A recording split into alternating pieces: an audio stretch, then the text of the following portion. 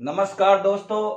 पटवार के सिलेबस की मैंने आपसे बात की थी कि आपका जल्दी सिलेबस होकर अब जीके का पार्टीशन स्टार्ट कराएंगे, साथ ही शुरू करवाएंगे साथियों आपकी general science, India GK, current GK. जो पटवार का सिलेबस है वो तो आपको पहले बता देता हूँ। पटवार की बात करता हूँ, मेरे प्यारे साथी जो रीट की तैयारी कर रहे हैं उनके लिए भी कॉमन सब्जेक्ट थे हिंदी में, सॉरी हिंदी के जितने भी कॉमन टॉपिक थे तो वो जो थे वो आपको करवा दिया गया। बाकी जो रीट वाले मेरे प्यारे साथियों के बच्चे वो शेष टॉपिक है वो आगे बात करेंगे।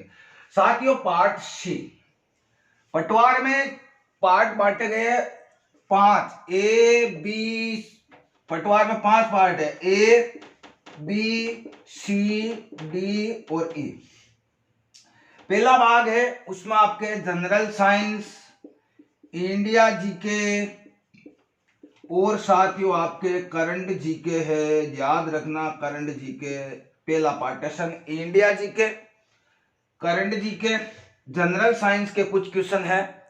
उसके बाद में सेकंड पार्टीशन में राजस्थान जीके, जिसमें आपके कला, संस्कृति, इतिहास, भूगोल, राज्य व्यवस्था और जितनी भी आपके योजना वगैरह अर्थव्यवस्था आर्थिक समीक्षा में आते हैं वो भी है। Part B Rajasthan GK, part है जनरल साइंस, इंडिया जीके और करंट जीके। पार्ट सी जिसमें आपके साथ है जनरल सामान्य हिंदी और है आपके सामान्य हिंदी में और साथ में है अंग्रेजी। यह है पार्ट सी। पार्ट डी जिसमें आपके क्लास रेगुलरली चल रही है मैथ व रीजनिंग की जैसे भी आपके क्लास कंप्लीट हो जाएगी इसके बाद आपकी मैथ की क्लास स्टार्ट होगी। जो परसेंटेज है, प्रॉफिट है, लॉस है, उसके बाद में जैसे आपके सिंपल इंटरेस्ट है, ये जितनी भी आपके कंपलसरी जितने एग्जाम होते हैं नॉर्मली हर एक एग्जाम की रीड की हड्डी में ये प्रश्नावली है 7-8, वो आपके जल्दी शुरू हो जाएगी रीजनिंग की क्लास। और अगर आपके कमेंट आएंगे तो हम बीच में शुरू करवा देंगे। वो है आपके रीट वाले मेरे प्यारे साथी तैयारी कर रहे हैं उनके लिए, वो रीट वालों के लिए भी क्लास है। जितने भी मैंने अभी प्रश्नावली बताई थी वो रीट में भी है। पार्ट ई में है आपके कंप्यूटर। तो part A general science, India G K, current जी के। पार्ट बी राजस्थान जी के। पार्ट सी के अंदर आपके इंग्लिश व हिंदी, सामान्य हिंदी इंग्लिश। पार्ट डी में आपके हिंदी, सॉरी पार्ट डी के अंदर आपके मैथ व रीजनिंग। और साथ ही सबसे बड़ा जो पार्ट है यानी 40% जिसका रेशियो आएगा वो है आपके रीजनिंग मैथ का है, वो ये लेकर चलता है।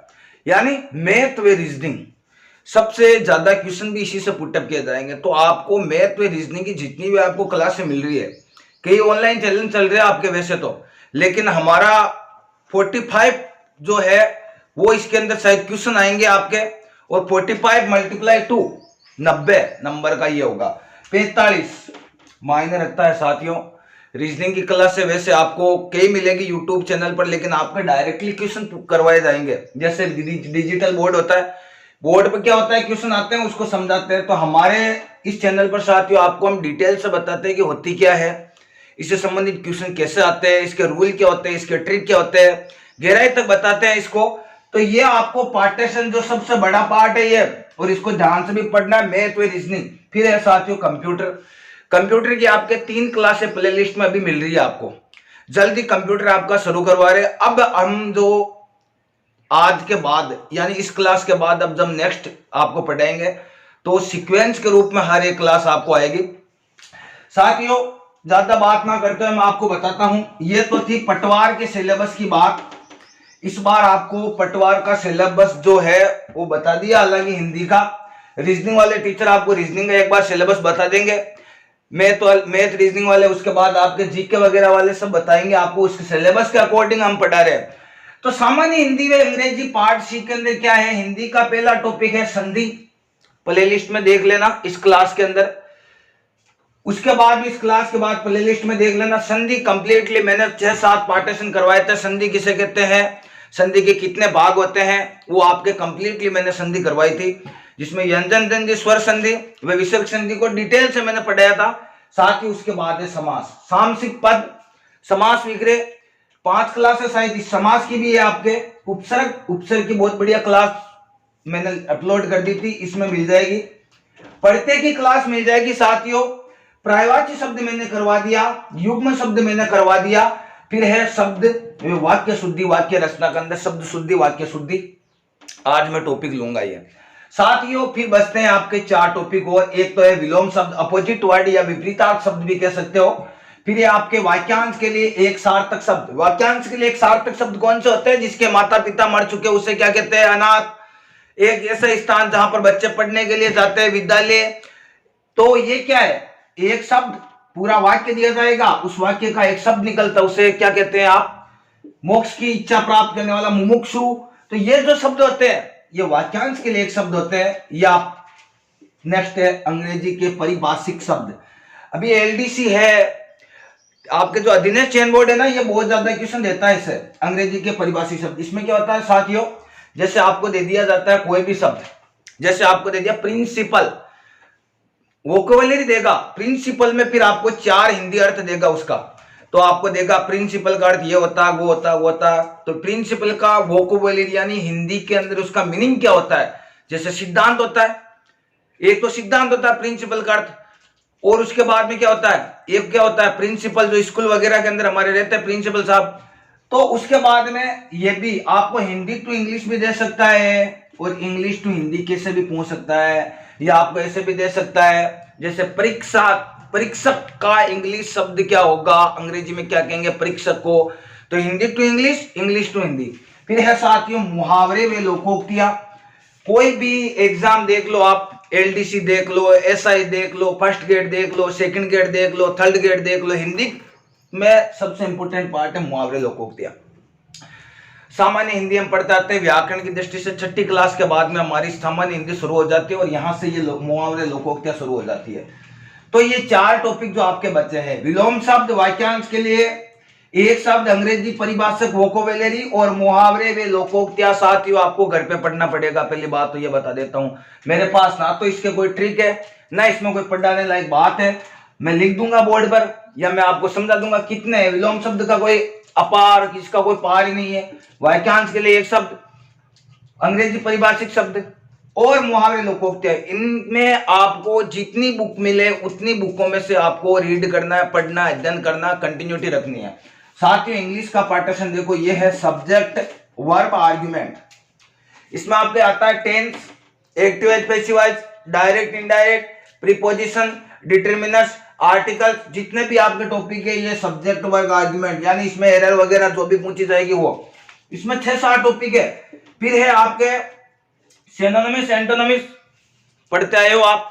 फिर है आपके फ्रेजल्स, फिर आपके है कंपैरिजन, अनसीन पैसेज। ये भी इंग्लिश के 4 बड़े बड़े टॉपिक है, लेकिन इसमें आपके 6-7 टॉपिक है। इसमें सब्जेक्ट वर्ब आर्ग्यूमेंट के अंदर आपके टेंस आ जाएंगे, आर्टिकल्स आ जाएंगे, डिटरमिनर्स आ जाएंगे, प्रीपोजिशन आ जाएंगे। तो साथ ही ये तो थी इंग्लिश की। इंग्लिश वाले अंग्रेजी की जो भी आपकी क्लास है वो हम आगे लगाएंगे कंटिन्यू। फिलहाल मैं हिंदी की बात करता हूं, तो सामान्य हिंदी के टॉपिक है वो टोटली आपके 11 टॉपिक है। वापस बात करता हूं, संधि, समास, उपसर्ग पढ़ते, प्राइवेट शब्द, युग्म शब्द आपको मैंने करवा दिया, प्ले लिस्ट में मिल जाएगा। आज मैं बात करूंगा शब्द वाक्य शुद्धि। फिर है विलोम शब्द, वाक्यांश के लिए एक शब्द, अंग्रेजी परिभाषिक शब्द व मुहावरे लोकोक्तियां। साथियों आपको खुद को घर पे पढ़ना पड़ेगा। उसके बाद आपके हिंदी का पटवार से संबंधित जो सिलेबस है वो कंप्लीट हो जाएगा। 28 फरवरी इसकी एग्जाम डेट अभी दी गई है, तो आपको कंटिन्यू रखनी है। चलो साथियों हम बात करते हैं शब्द व वाक्य शुद्धि।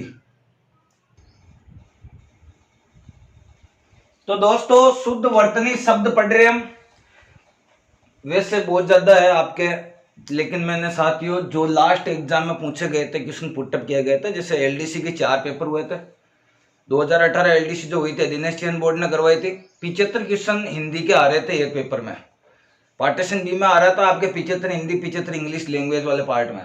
तो 4 पेपर में आप देख सकते हो आप कितनी हिंदी के क्वेश्चन पुटअप किए गए थे। एसआई 2018 का पेपर हुआ था, टैक्स असिस्टेंट 2018 का पेपर हुआ था, कई एक से एग्जाम हुए थे 2018 व 19 में, जिसको मद्देनजर रखते हुए मैंने कुछ इंपोर्टेंट जो पुटअप किए गए थे और इंपोर्टेंट होते हैं उनसे पूछे गए क्वेश्चन, तो मैंने बोर्ड पर लिखे हैं कि देखो किस तरीके से हम गलती करते हैं। पहला शब्द है अहिल्या, और अशुद्ध शब्द है अहिल्या, ही की मात्रा नहीं आती है साथियों, अहिल्या बोलता है अहिल्या।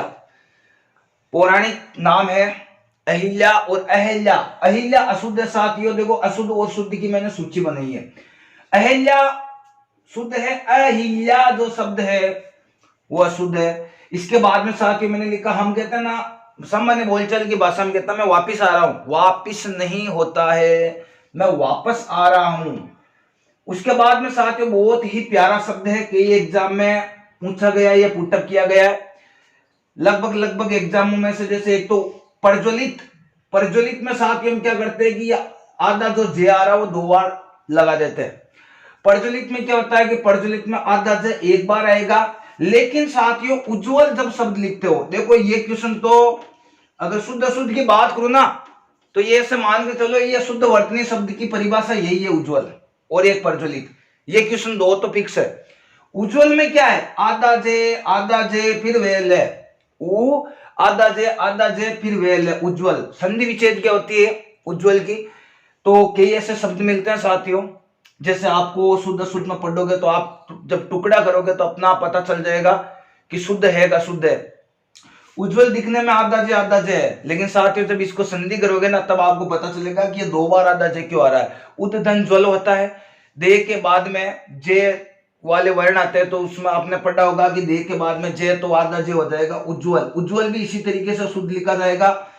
और आपके प्रज्वलित भी प्रे आधा जे वे लित, उज्जवल की तरह आधा जे प्रज्वलित में नहीं आएगा बल्कि उज्जवल में आधा जे 2 बार आएगा। नेक्स्ट बचा साथियों पूजनीय। हम कहते हैं मेरे पूजनीय पिताजी, पूजनीय में साथियों पूजनीय में आधा जे कभी नहीं आता है, लेकिन केवल पूज्य लिखते हो ना तो शब्द शुद्ध होगा, पूज्य में आधा जे आएगा।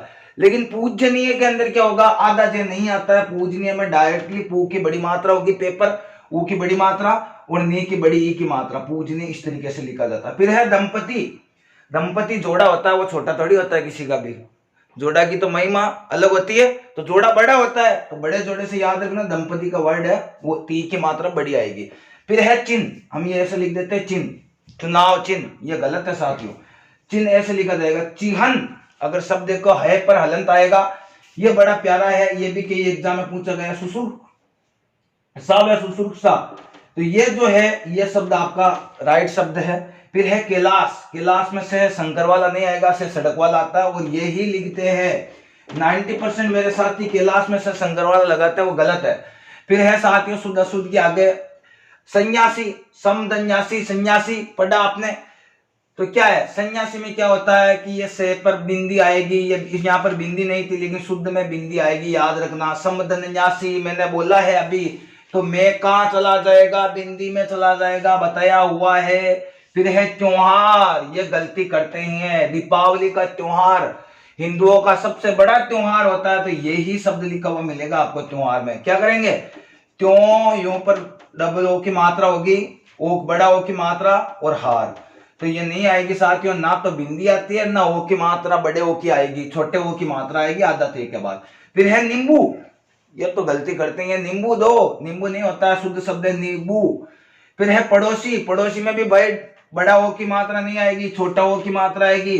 फिर है परदर्शनी, तो परदर्शी नी नहीं होता, परदर्शनी होता है। फिर है जागृति, फिर ये जागृति लिखते हो ना तो ये ग्रे, देखो इधर क्या लगाया हुआ है, ये जागृति में इस तरीके से नहीं लिखा होगा। फिर है शुद्धिकरण, अगर आप शुद्ध शब्द लिखते हो तो इस तरीके से लिखा जाएगा, लेकिन शुद्धिकरण में देखो मात्रा बड़ी आएगी दी की। फिर है दवाइयां, आप कई दुकानों पर देखोगे ना तो यही सब लिखा होगा कि जनरल सामान्य दवाएं यहाँ पर उपलब्ध है। देखो दवाइयां में ये शब्द याद रखना, ई पर बड़ी मतलब बड़ी ई की मात्रा या बड़ी ई नहीं आएगी। दवाइयां शुद्ध शब्द देखोगे तो केवल छोटी ई ही आती है। फिर है वाल्मीकि, महर्षि वाल्मीकि के साथ नाम देखो, यहाँ पर वाल्मीकि में मी की मात्रा बड़ी है लेकिन की भी बड़ी है, यहाँ पर नहीं साथियों, शुद्ध में होगा मी बड़ी लेकिन की छोटी। ये तो थे साथियों शुद्ध अशुद्ध वर्तनी। अब मैं बता रहा हूं आपको वाक्य से संबंधित किस प्रकार से एरर होती है। तो दोस्तों अब हम पढ़ रहे वाक्य शुद्धि। वाक्य शुद्धि में याद रखना आपको कि शुरुआत में सर्वप्रथम आता है कर्ता, इंग्लिश का स्ट्रक्चर याद होगा या टेंस का, subject plus HV plus MV plus object plus other, बस नेगेटिव सेंटेंस आता है subject plus HV plus not plus MV, इसी तरीके से यहां पर चलेगा। नेगेटिव यानी नकारात्मक वाक्य आ जाए, जैसे मैं विद्यालय नहीं जाऊंगा, तो नहीं हमेशा 3 नंबर पर आता है इसमें। टेंस में, तो इसी यानी इंग्लिश का जो स्ट्रक्चर चलता है ना उसी के अकॉर्डिंग यहाँ पर चलते ही है। तो ये तो है सामान्य बात। अब देखो पहला है वाक्य शुद्धि के अंदर कि अनावश्यक शब्द के कारण वाक्य शुद्धि हो जाती है। कई बार हमें ऐसा एग्जाम में दे दिया जाता है अनावश्यक शब्द जिनकी आवश्यकता नहीं थी, उसके बावजूद ये क्या होता है कि भावार्थ यानी दो शब्द दिए जाते हैं लेकिन भाव एक ही होता है। तो उसमें क्या होता है कि जरूरत ही नहीं थी उस शब्द की लाने की, एक भाव से हम समझ रहे थे लेकिन दो अर्थ शब्द दे दिया जाए तो उसका देखो क्या होता है। जैसे किस प्रकार से हम उसमें गलती निकाल देते। जैसे मैंने लिखा मैं प्रातःकाल के समय पढ़ता हूं, ध्यान से देखना, मैं प्रातःकाल के समय पढ़ता हूं। साथियों यहां पर देखो ये प्रातःकाल है ना, ये खुद एक समय है, तो समय लिखने की कोई आवश्यकता नहीं थी, ये गलत लिखा इन्होंने, यानी ये अनावश्यक शब्द है समय। तो इसका शुद्ध क्या होगा, मैं प्रातःकाल, ये प्रातःकाल पढ़ता हूं। देखो प्रातःकाल खुद एक समय का बोध करा रहा है, समय टाइम ड्यूरेशन है, टाइम ऑफ पीरियड, तो इस अवधि है या टाइम समय बता रहा है, तो समय लिखने की जरूरत नहीं थी। फिर लिखा हुआ मेरे पास केवल और मात्र, दो शब्द है, केवल मेरे पास केवल मात्र एक घड़ी है। यहां पर देखो किसनवाचक चिन्ह आया है, तो मेरे पास केवल मात्र एक घड़ी है, तो दो शब्द आया, केवल भी आया मात्र भी आया, तो यहां पर मात्र को हटा दो, मेरे पास केवल एक घड़ी है शब्द हो जाएगा शुद्ध। जैसे मैं और बताता हूं, जैसे अशुद्ध शब्द बोलते हैं कि मैं रविवार के दिन घूमने जाऊंगा, मैं रविवार के दिन घूमने जाऊंगा, रविवार के साथ दिन का प्रयोग नहीं होगा, रविवार तो खुद एक दिन की अवधि बता रहा है। तो याद रखना इस तरीके के अनावश्यक शब्द होते हैं, अशुद्ध हो जाते हैं। तो यहाँ पर सिद्ध कैसे होगा, मैं प्रातःकाल के समय पढ़ता हूँ का शुद्ध होगा मैं प्रातःकाल पढ़ता हूँ, मेरे पास केवल मात्र एक घड़ी है का शुद्ध होगा मेरे पास केवल एक घड़ी है। फिर है साथियों अनुपयुक्त शब्द के कारण एरर कैसे होती है, गलतियां कैसे कर बैठते हैं। अनुपयुक्त शब्द वे होते हैं जिनकी लाइन के अकॉर्डिंग यानी जो वाक्य दिया गया उसका भावार्थ सही ढंग से नहीं बैठा रहे, तो उसके अकॉर्डिंग गलती कैसे करता है। जैसे मैंने यहां लिखा है सीताराम की स्त्री थी, ठीक है, सीताराम की क्या थी, मैया सीता श्री राम की क्या थी, पत्नी थी, ना की स्त्री थी। तो स्त्री की जगह हम क्या करेंगे, शुद्ध में क्या होगा पत्नी। आपके ऑब्जेक्टिव टाइप क्वेश्चन के अंदर जहां पर पत्नी शब्द लिखा होगा वो शुद्ध होगा इसका। तो सीताराम की स्त्री नहीं थी, मैया सीता भगवान श्री राम की पत्नी थी। फिर है रात भर गधे भौंकते रहे, दिमाग में थोड़ा बहुत हमें याद रहता है कि यार रात को गधे थोड़ी भौंक रहे थे। एक कहावत प्रचलित है कि रात भर गधे भौंकते रहे, नहीं, कहावत क्या है, रात भर कुत्ते भौंकते रहे। यानी क्या है, ये अनुपयुक्त शब्दों के कारण अशुद्धि कहां पर होती है, अनुपयुक्त शब्द, यानी जहां पर अन्य यानी बिना उपयुक्त हुआ, तो जहां पर उपयोग नहीं होना चाहिए था उन शब्दों को वो शब्द थे। जैसे स्त्री उपयुक्त नहीं होना चाहिए था, यहाँ पर गधे नहीं होना चाहिए था, स्त्री की जगह पत्नी आना चाहिए था और गधे की जगह कुत्ते आना चाहिए था। तो दो तरीके के बताए मैंने, एक तो अनावश्यक शब्द के कारण अशुद्धि, मैं प्रातःकाल के समय पढ़ता हूं, तो मैं प्रातःकाल पढ़ता हूं, या तो समय लगा दो, तो समय क्या है, प्रातःकाल खुद एक टाइम है, तो इसके साथ समय नहीं आएगा, यानी इसको हटाना पड़ेगा। फिर मेरे पास केवल मात्र एक घड़ी है, तो साथियों केवल और मात्र एक ही बात है, मात्र को हटा दो, मेरे पास केवल एक घड़ी है, ये हो जाएगा शुद्ध है। ये तो किस प्रकार के हैं, अनावश्यक शब्द के कारण वाक्य शुद्धि। दूसरा अनुपयुक्त शब्द के कारण, उपयुक्त नहीं होना चाहिए था फिर भी हो रहा है। जैसे सीताराम की स्त्री थी, नहीं साथियों पत्नी लगाना है, रात भर गधे भौंकते रहे, यहां पर भी अनुपयुक्त है, यहां पर कुत्ते भौंकते रहे। अब साथियों आगे हम पढ़ते हैं 12 टाइप के ये है, तो आगे हम पढ़ते हैं इससे संबंधित और कौन कौन सी अशुद्धियां होती है।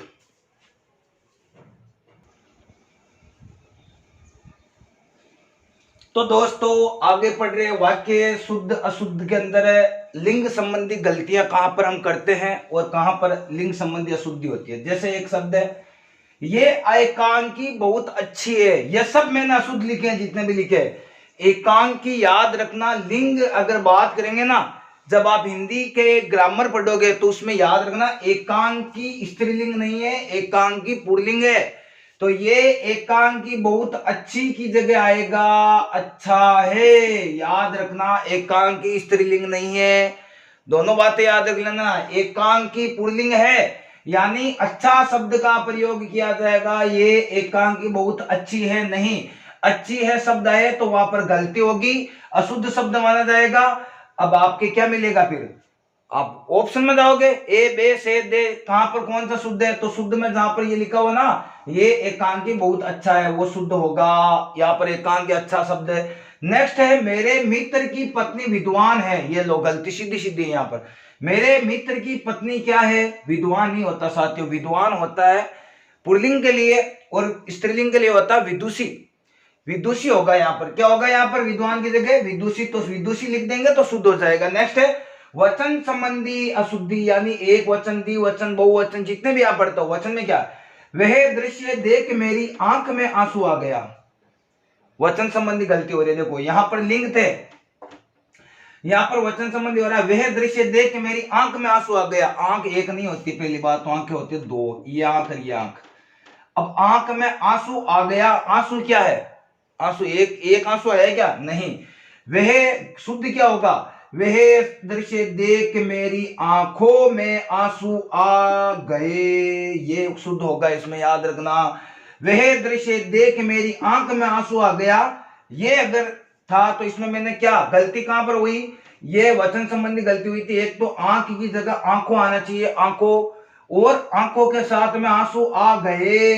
नेक्स्ट साथ ही वचन संबंधी में वृक्ष पर कौवा बोल रहा है, सॉरी यहां पर है वृक्षों पर, ऐसा था इसमें अशुद्ध में, वृक्षों पर कौवा बोल रहा है। तो साथियों यहां पर देखो, या तो वृक्ष को एक वचन करो तो क्या होगा, वृक्ष पर कौवा बोल रहा है, या तो इस तरीके से शुद्ध होगा, या इस तरीके से होगा कि वृक्षों पर कोए बोल रहे हैं, या तो कोए को बहुवचन बनाओ या वृक्ष को एक वचन बनाओ। तो इस तरीके से मैंने थोड़ा गलत लिखा था, अब ये इस तरीके से है, वो तो शुद्धि था।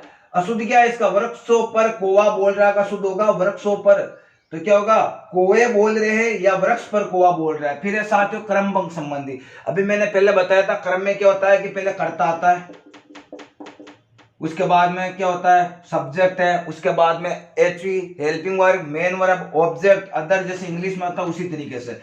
तो क्रम भंग यानी वाक्य तो कोई गलत नहीं लिखा हुआ, लेकिन उसमें क्या होगा क्रम का भंग किया गया है, 3 नंबर का 4 नंबर पर लगा दिया, 1 नंबर का 2 नंबर पर लगा दिया, क्रम भंग संबंधी। तो इसमें देखो पहला लिखा हुआ है एक खाने की थाली लो, सही देखो इसमें क्या लिखा, गलती कहां है, एक खाने की थाली लाओ, तो खाने की थाली थोड़ी होती है, गलती कहां है, इसमें होगा एक खाने या एक, सॉरी इसमें क्या होगा खाने की, शुद्ध क्या होगा खाने की एक थाली लाओ, यह शुद्ध हो गया। वापस देखो क्या होगा, कोई गलती नहीं है लेकिन क्रम उल्टा सुल्टा इसका, तो देखो खाने की एक थाली लाओ, ये होगा इसका क्रम सही। क्रम क्या है, एक खाने की थाली लाओ, गलती है यहां पर, शुद्ध शब्द क्या होगा खाने की एक थाली लाओ, यानी खाने के लिए हमें क्या चाहिए एक थाली लाना है। अब देखो ये गलती मैंने कई बार नोट भी किया है, कई दुकानों पर लिखा हुआ होता है, ये गलती है।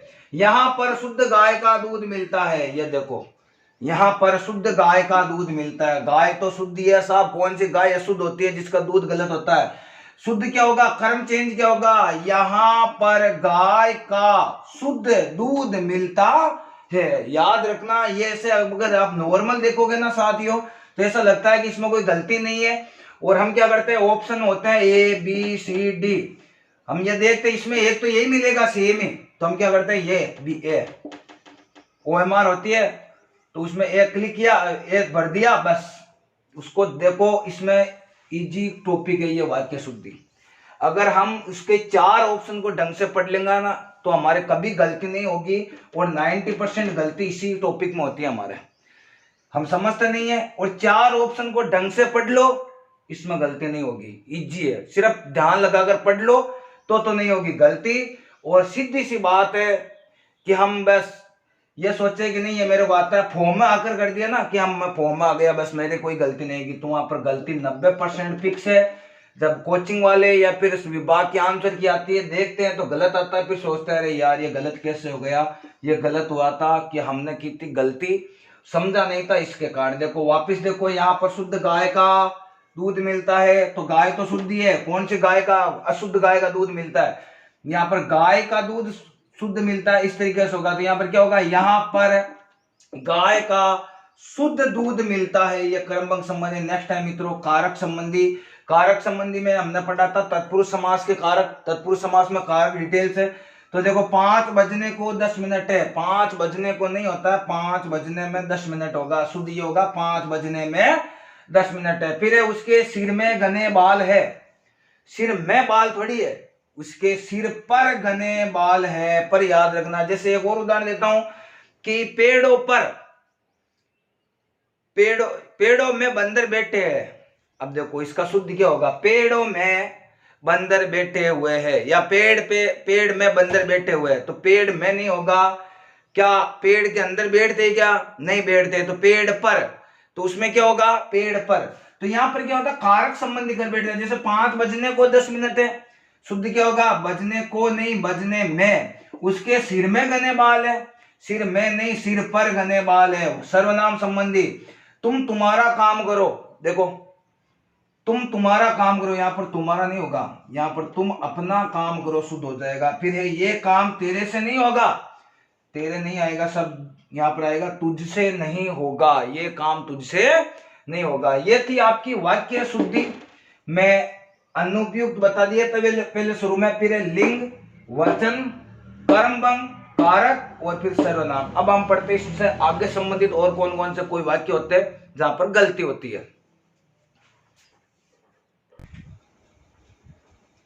दोस्तों पढ़ रहे वाक्य शुद्धि में नेक्स्ट क्रिया संबंधी गलती कहां पर होती है, यानी क्रिया संबंधी वाक्य अशुद्ध का होता है। जैसे वास्को डी गामा ने भारत का आविष्कार किया, आविष्कार करते वैज्ञानिक, तो क्या है, भारत का कोई आविष्कार थोड़ी किया, क्रिया संबंधी गलती है यहाँ पर। तो वास्को शुद्ध क्या होगा, वास्को डी गामा ने भारत की खोज की, ना कि भारत का आविष्कार किया, ये गलती। नेक्स्ट है हम रात को भोजन खाते हैं, साथियों भोजन खाते नहीं है रात को, हम रात को भोजन करते हैं, आएगा यहाँ पर, हो गया। तो इसमें क्या, वास्को डी गामा ने भारत का आविष्कार किया, आविष्कार नहीं किया था, भारत की खोज की थी। हम रात को भोजन खाते नहीं, हम रात को भोजन करते हैं, ये शुद्ध बता रहा हूं। इनका साथ ही साथ मुहावरे संबंधी, जैसे हम कहते हैं मुहावरे संबंधी मुहावरे होते हैं, तो मुहावरे संबंधी गलती क्या है कि पानी पीकर नाम पूछना। ठीक है मुहावरा अच्छा है, लेकिन पानी पीकर नाम नहीं पूछा जाता, पानी पीकर जात पूछा जाता है, ये मुहावरा है कि पानी पीकर जात पूछना। फिर है मेरे तो सांस में दम आ गया, सांस में थोड़ी दम आता, नाक में दम आ गया। या मेरी सांस फूल गई, ये तो ठीक था, लेकिन अब ये है कि मेरी सांस में दम आ गया, या मेरी सांस में दम कर दिया। सांस में दम नहीं होता है कि उसने मेरे नाक में दम कर दिया, या मेरे तो नाक में दम आ गया, ये था। फिर नाक में दम कर दिया या आ गया, देखो कर दिया। नेक्स्ट है संयोजक का शाब्दिक अर्थ होता है साथियों कनेक्टिविटी, कनेक्टिविटी जोड़ा होता है। संयोजक का शाब्दिक अर्थ समदन योजक, सम का अर्थ होता है सम, संयोजक शब्द किससे मिलकर है, सम और योजक से बना है। योजक का अर्थ होता है जुड़ना, कड़ियों से जुड़ना। जैसे क्या होता है एंड और, नॉट नॉर, इंग्लिश में नाइदर नॉर, आइदर और, पढ़ा कि नहीं पढ़ा आपने, नॉट नॉर हो गया, बोथ एंड हो गया, नाइदर नॉर हो गया। तो इसी तरीके से, तो इसमें लिखा हुआ है मैं जो ही विद्यालय पहुंचता वैसे घंटी बज गई। साथियों जो का जो संयोजक बनेगा वो त्यों बनता है, मैं जो ही विद्यालय पहुंचा वैसे नहीं, त्यों ही घंटी बज चुकी थी, यह संयोजक आएगा इसमें।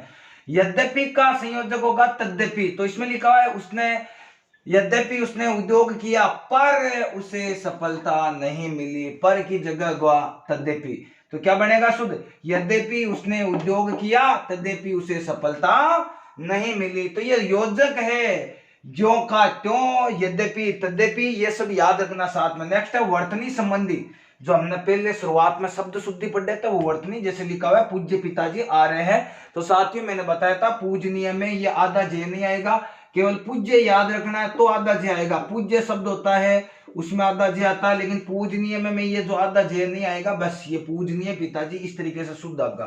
फिर लिखा हुआ मैं आपके उज्जवल भविष्य की कामना करता हूँ, बहुत अच्छी बात है कामना कर रहे हो, लेकिन यहाँ पर उज्जवल गलत दे रहे हो आप, यहाँ पर होगा उ आधा जे वे और ले। तो यहाँ पर उज्ज्वल गलत था, ये हाँ वर्तनी संबंधी, और यहाँ पर पूजनीय गलत था, इनकी एरर आ रही थी। अब देखो विशेषण संबंधी क्या कह रहा है कि राम का कद श्याम से बड़ा है। विशेषण किसे कहते हैं? अवयव सॉरी इसमें कर्मधारय समाज में पढ़ा था। तो राम का कद श्याम से लंबा, कद के लिए क्या होगा? लंबा नहीं होता, कद के लिए साथियों सॉरी राम का कद श्याम से बड़ा है। तो यहाँ पर कद के लिए बड़ा शब्द का प्रयोग नहीं होगा साथियों, इसके लिए लंबा शब्द का प्रयोग होता है। फिर है गंगा नदी का पाट बहुत लंबा है, नहीं, पाट के लिए लंबा शब्द नहीं होता है, पाट के लिए चौड़ा शब्द होता है, पाट नदी का एक पाट होता है। फिर है विराम चिन्ह संबंधी, इसमें लिखा अरे यह है अल्प विराम, बीच में रुक गया, सांस ले ली थोड़ी, तुम कब आए। ठीक है, ये क्वेश्चन तो पुटअप कर रहा है, तो क्वेश्चन वाचक चिन्ह तो जरूर अच्छा है, अच्छी बात है, लेकिन यहाँ पर क्या होगा? अरे ये नहीं होगा, इसमें आएगा क्या?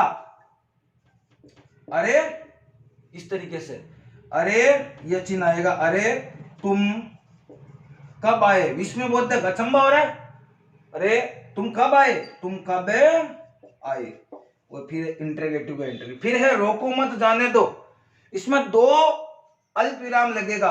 अगर आप इस शब्द में देखो बहुत गहराई छुपी हुई है।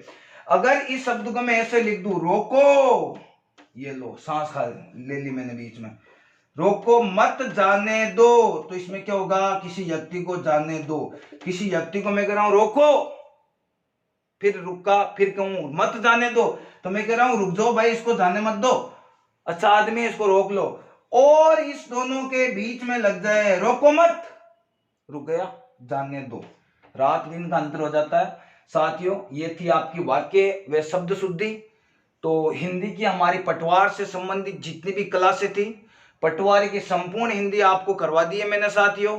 आपकी प्ले लिस्ट में सीक्वेंस के रूप में अगर नया शुरुआत कर रहा है, आज क्लास पहली क्लास देख रहा है मेरी, तो साथियों सिलेबस में आपको प्ले लिस्ट के अंदर पूरा सिलेबस मिल जाएगा। अगर आपको क्लासें अच्छी लगी साथियों तो लाइक करें, शेयर करें, और साथियों सब्सक्राइब करना ना भूलें। धन्यवाद।